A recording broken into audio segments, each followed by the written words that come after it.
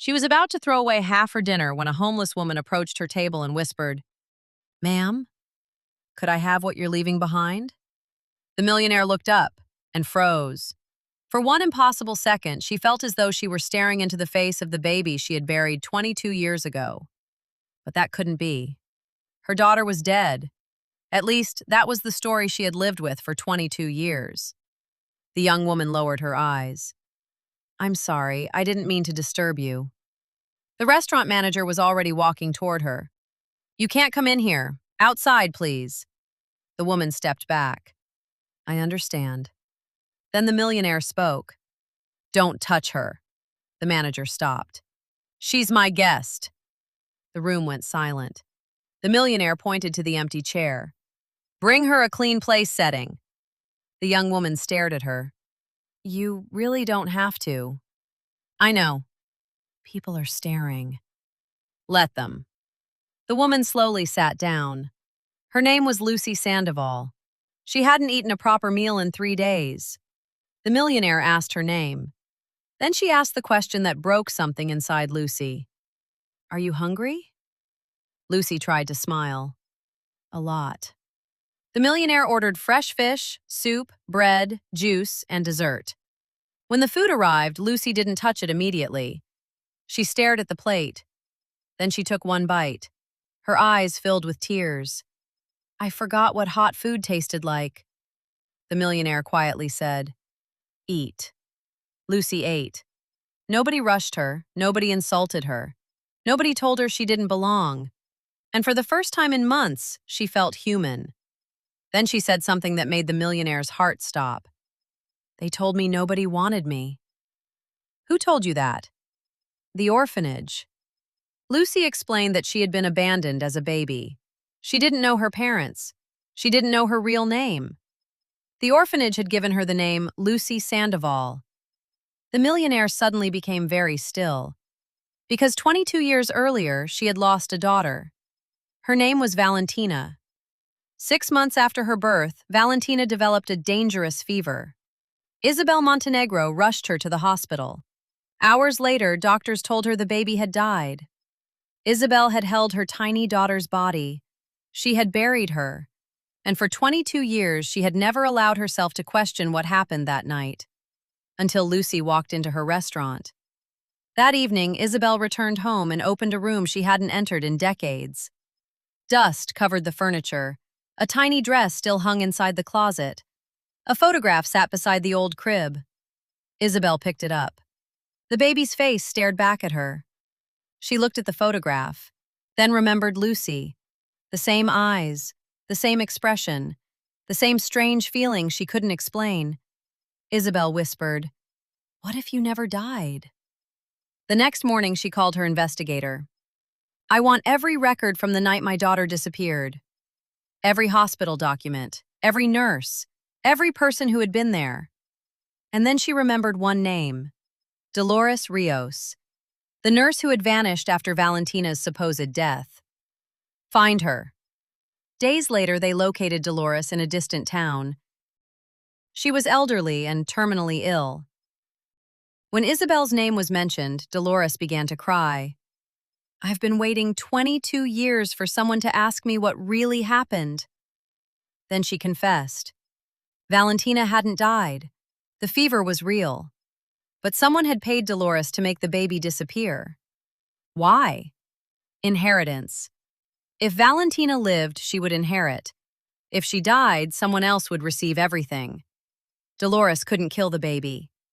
Instead, she abandoned her at an orphanage. Then came the detail that left Isabel unable to breathe.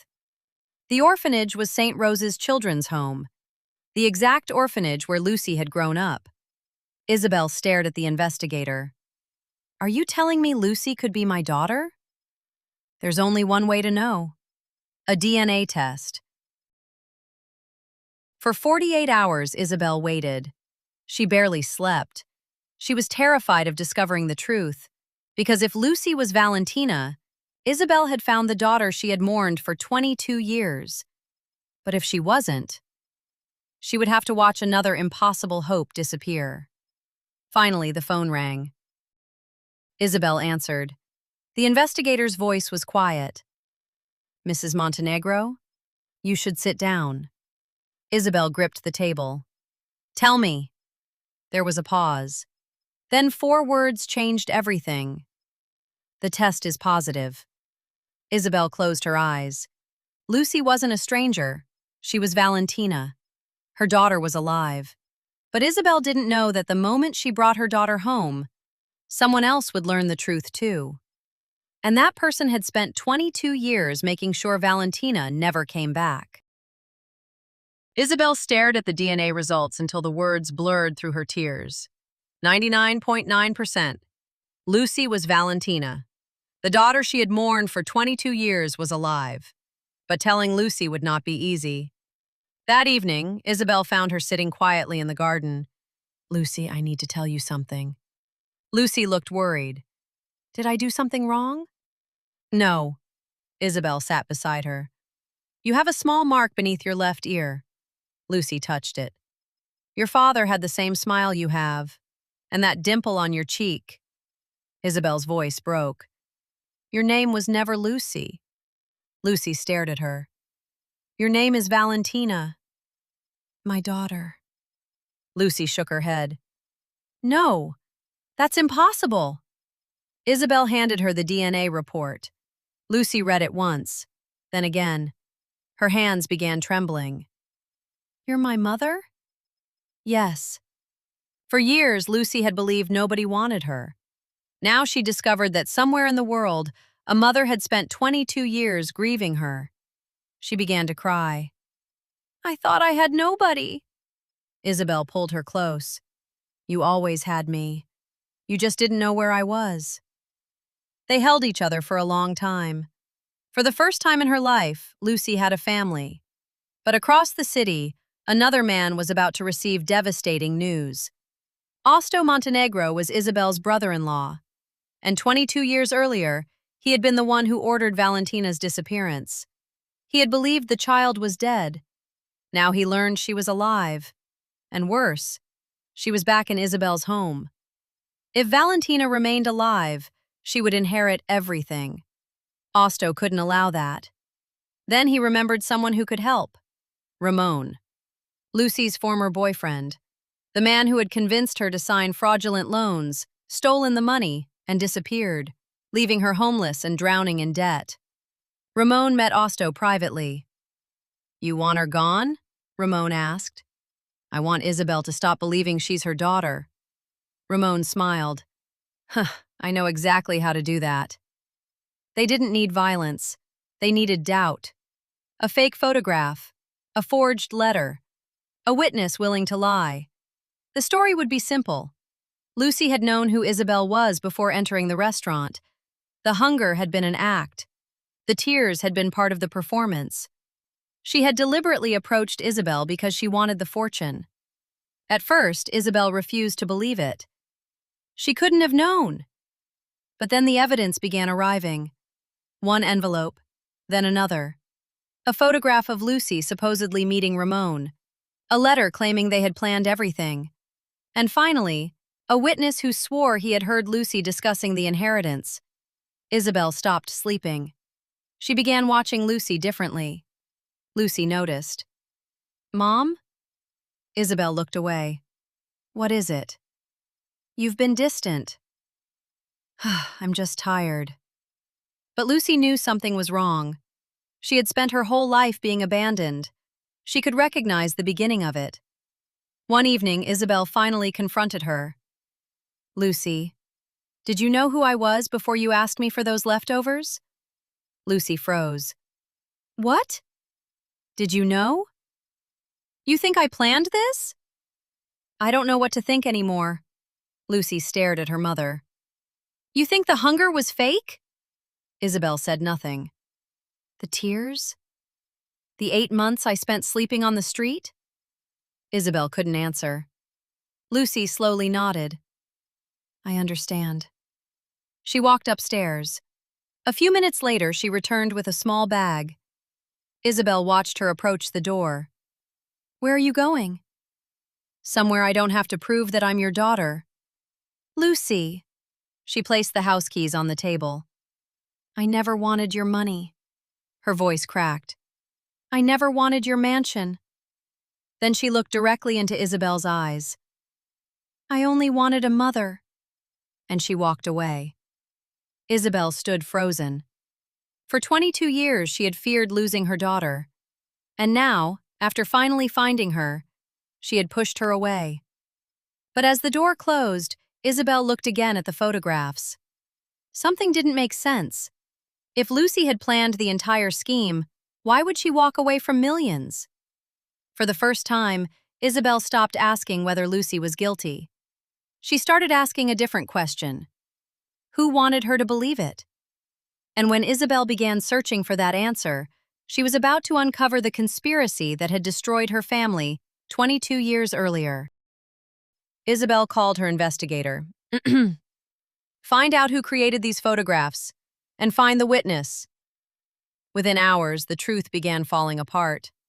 The photograph had been manipulated, the letter was forged, and the witness finally confessed. A man paid me to lie, he said. His name was Ramon. Isabel closed her eyes. The same man who had destroyed Lucy's life. But Ramon wasn't acting alone. There was one name behind everything. Osto. The inheritance, the nurse, the lie. Suddenly, 22 years of grief had a face. Ramon was arrested. Under questioning, he confessed. Osto had hired him to make Lucy look like a fraud.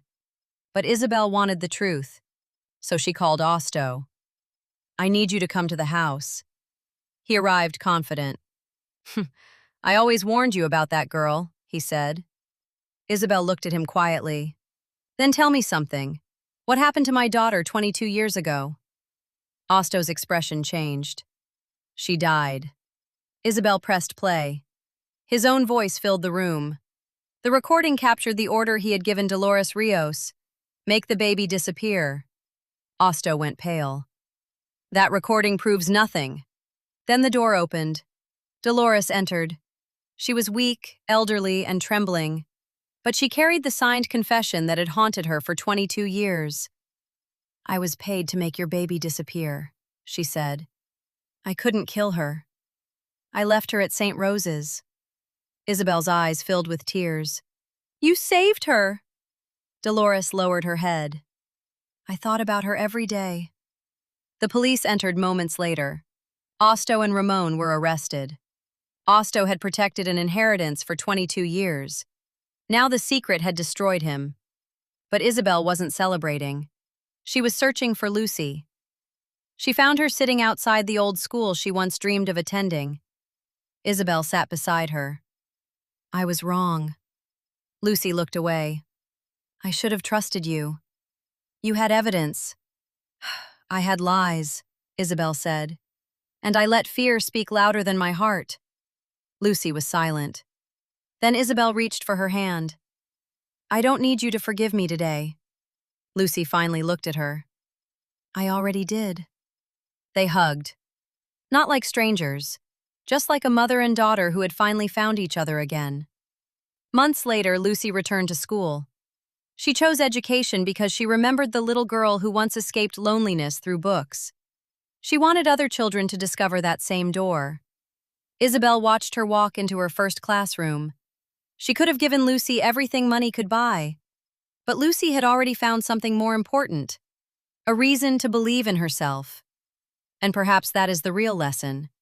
Lucy was valuable before anyone knew she was Valentina. She mattered before the DNA test, before the mansion, before the inheritance. The first thing Isabel gave her wasn't money. It was a chair, a place at the table. Sometimes that's where a life begins again.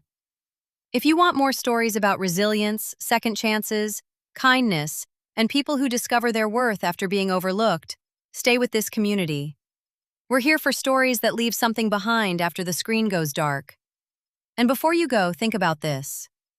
If you were Isabel, and the person you loved most was surrounded by convincing evidence, would you trust the evidence, or the person your heart had finally recognized?